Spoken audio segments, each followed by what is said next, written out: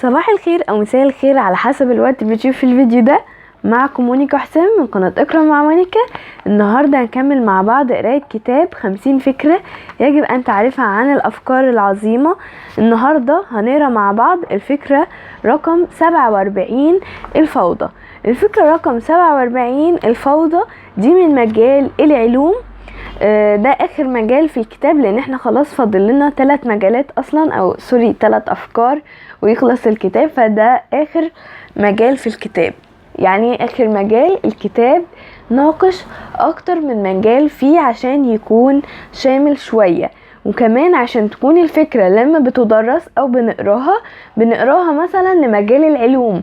فاحنا مثلا مش هنتكلم عن الفوضى النفسية او الفوضى اللي حصلت في الآراء الفلسفية او مثلا الفوضى اللي موجودة في النفس الإنسانية ولا في الحاجات دي. احنا هنتكلم الفوضى في مجال العلوم. يلا بينا نبدأ مع بعض قراية بدون كلام كتير. الفكرة رقم 47 الفوضى. في أحد أيام شتاء 1961 ميلاديا كان إدوارد لورانز وهو خبير أرصاد جوية بمعهد ماساتشوستس للتكنولوجيا يجري محاكاة بسيطة عن الطقس من خلال برنامج كان قد وضعه لجهاز الكمبيوتر ذو الصمام المفرغ الثقيل. كان يريد أن يعيد تجربة دورة واحدة تحديدا، ولكن بدلا من البدء من الصفر وهو عمل دائما ما يستهلك الكثير من الوقت، بدأ من منتصف الطريق. أخذ القيم المبدئية من خلال نسخة مطبوعة من الدورة السابقة، وأخذ استراحة لشرب القهوة تاركا جهاز الحاسوب يعمل، وعاد متوقعا أن يجد أن النصف الثاني من المحاكاة الأصلية قد تمت مضاعفته. وبدلا عن ذلك ولدهشته اكتشف أن ما يفترض به أن يكون إعادة تشغيل لم يحمل سوى القليل من التماثل مع النسخة السابقة. كان أول ما فكر فيه لورانز أن صمام ما في الحاسوب قد انفجر، إلا أن الحقيقة ما لبثت أن تجلت له. لم يكن الأمر يتعلق بعطل في جهاز الحاسوب، فالأرقام التي قام بإدخالها للمرة الثانية قام الكمبيوتر بتقريبها في النسخة المطبوعة وليس في ذاكرة الحاسوب من 6 خانات عشرية إلى 3 خانات. افترض لورانز أن مثل هذا التباين الضئيل الذي يمثل جزءا من الألف لن يؤثر على أمر بحجم الأرصاد الجوية، إلا إنه كان ذا أثر. ففرق الدقيقة في الظروف المبدئية بسبب اختلافا رئيسيا في الناتج. بعد كده عنوان جانبي بعنوان النماذج العلمية. استحدث العلماء النماذج كاستجابة لتعقيدات الطبيعة الكبيرة. المناخ كمثال رئيسي. إن النماذج هي تقريبات مبسطة للعالم الحقيقي تسمح بتمييز ووصف الأسس بواسطة المعادلات الرياضية. أي يفترض أن مثل هذه النماذج تتصرف بشكل حتمي، أي يمكن استخلاص حالة مستقبلية من النموذج بشكل كامل من حيث المبدأ على الأقل، عن طريق تطبيق معادلات ملائمة على البيانات التي تصف الحالة الراهنة.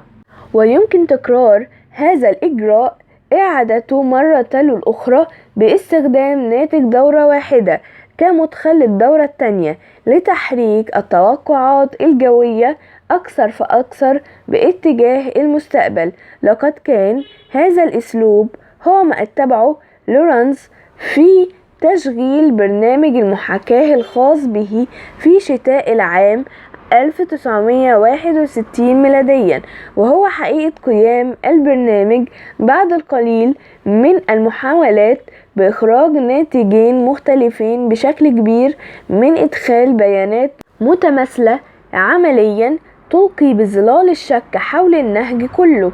لقد تصرف النموذج الخاص به بشكل لا يمكن التنبؤ به، وولد نتائج عشوائية. لقد أظهر بمصطلحات لم تكن قد وجدت بعد السلوك الفوضوي. بعد كده عنوان جانبي بعنوان طيور النورس والفراشات. طيور النورس والفراشات ما الذي حدا بمحاكاة لورانز للمناخ للتصرف بهذه الفوضوية.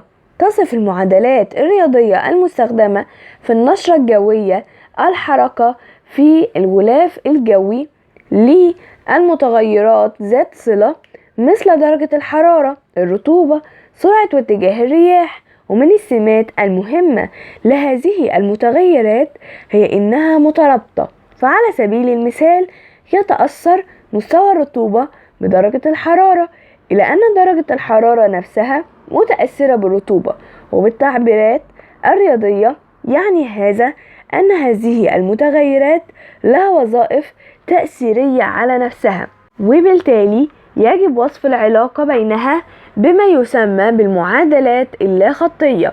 ولكن الأمر ببساطة إنه توجد معادلات لا يمكن تمثيلها بواسطة الخطوط المستقيمة على الرسوم البيانية. ويتضح أن أحد سمات المعادلات غير الخطية كونها تظهر حساسية للظروف المبدئية التي سببت صدمة للورانز في عام 1961 ميلاديا. ومضى في إثبات أن الحساسية على هذا النوع لم تكن مجرد نتيجة للتعقيد عن طريق إظهار إنها قد حدثت. كذلك في نموذج أكثر بساطة، الحمل الحراري، يمكن وصفه بثلاث معادلات غير خطية فقط.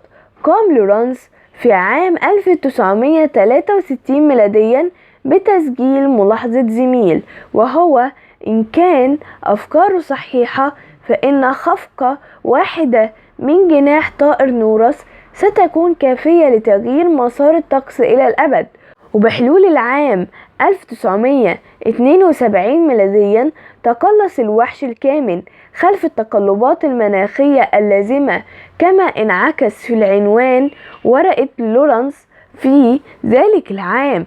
هل تتسبب خفقة جناح فراشة في البرازيل في إحداث إعصار في تكساس وعندها ولا تأثير الفراشة؟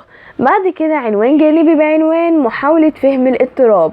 تبنت الثقافة الشعبية تأثير الفراشة، إلا أن آثاره الحقيقية لم يتم فهمها على النحو الصحيح، وعاد ما يتم استخدامها كإشارة مجازية فضفاضة للطرق التي يمكن أن تسببها الأحداث الجسام عن طريق أحداث بسيطة في ظاهرها ولكن تتجاوز أهميتها هذا الحد. إن خفقة أو رفرفة أجنحة الفراشة تكون سببا للإعصار بالمعنى الضيق فقط، وهو أن الإعصار ما كان ليحدث لو لم تكن الخفقة أو الرفرفة قد حدثت أو لا، إلا أن هناك ملايين أخرى من الفراشات ومليارات العوامل الأخرى كلها قد لا تكون أقل صلة بإحداث الإعصار.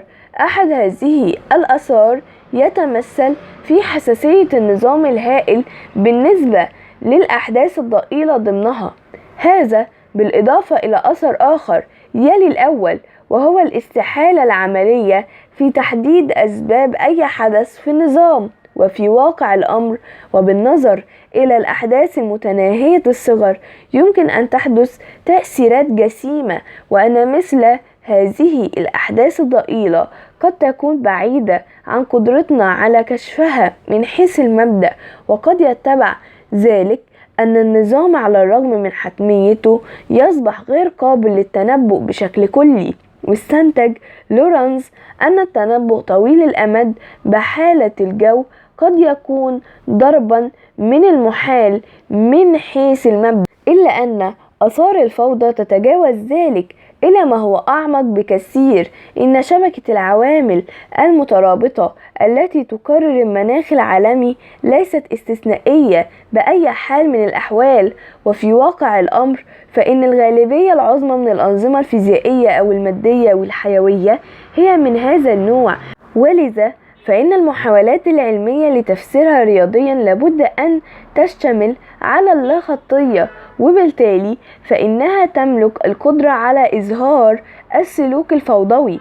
امتدت نظرية الفوضى منذ نشأها في مجال الأرصاد الجوية إلى مجموعة واسعة من التخصصات أو الضوابط، والتي لا يربط بينها إلا الاضطراب الواضح، الاضطراب في ديناميكية المواقع، تقلبات الأنواع في الديناميكيات الساكنة، دورات الأمراض في عالم الأوبئة، خفقان القلب في علم وظائف الأعضاء البشرية، حركة الكواكب، النجوم في علم الفلك، حركة المرور في الهندسة الحضرية، وبمعنى أكثر فلسفية قدرة الفوضى على كشف النظام الساحر.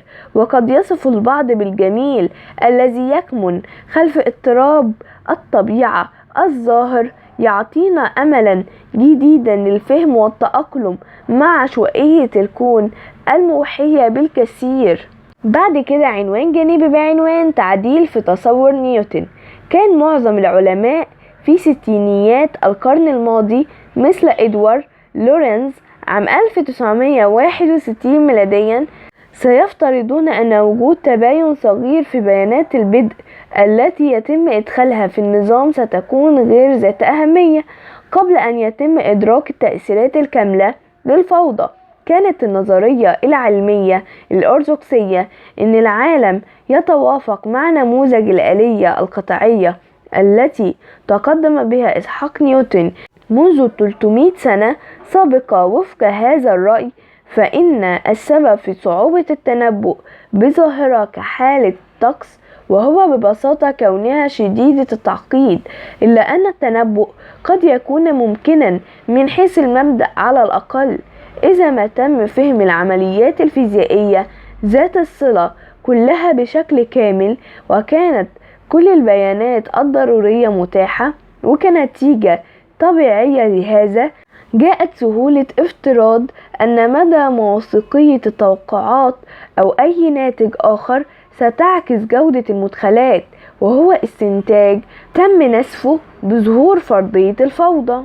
بعد كده عنوان جانبي بعنوان النظام ضمن الفوضى. اتضح أن نوعا غريبا من الفوضى يمكن أن يكمن خلف واجهة من النظام.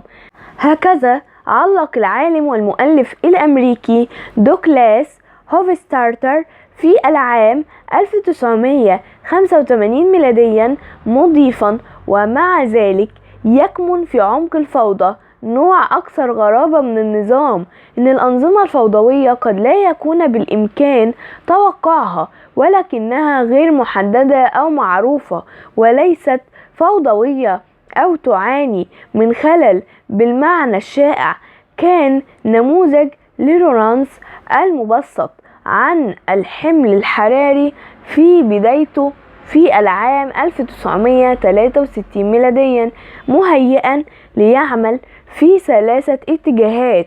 كشف عن نمط مجرد مدهش في منتصف الفوضى: دوارة مزدوجة معقدة أو حلزونية ليست تختلف عن أجنحة الفراشة، حيث لا تتبع الخطوط نفس المسار أو تتقاطع.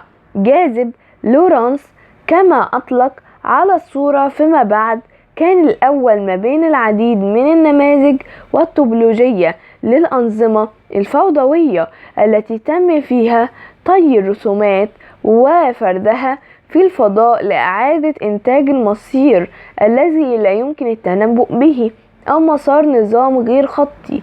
في السبعينيات قام بنيوت ماندربلت وآخرون بتطوير هندسة جزئية جديدة يتم فيها إعادة إنتاج النظام ضمن الفوضى عن طريق إظهار سحر الأرقام غير الاعتيادية التي تظهر الخاصية الغريبة للتشابه الذاتي التي يتم فيها تكرار عدم انتظامها مرة تلو الأخرى عند مستويات وأبعاد مختلفة.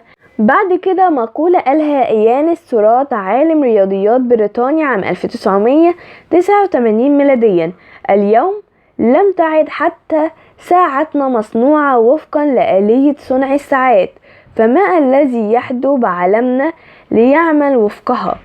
الفكرة الموجزة بتاعت فكرة الفوضى، الفكرة رقم 47، تأثير الفراشة. وبس كده، دي كانت فكرة النهاردة بفيديو النهاردة. لو عجبكم الفيديو دوسوا لايك واشتركوا في القناة لو مش مشتركين، عشان 70% من اللي بيشوفوا القناة بشكل مستمر مش بيشتركوا.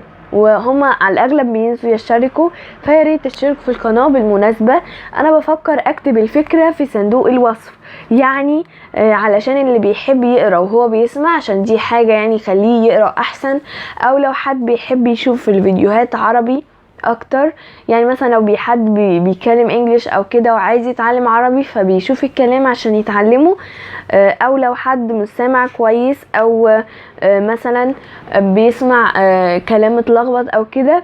فانا شايفة ان انا لو كتبت الفكرة في صندوق الوصف هيكون احسن بكتير، فانا هحاول اكتب الفكرة المرة دي في صندوق الوصف، واتمنى الفكرة دي تكون عجبتكم.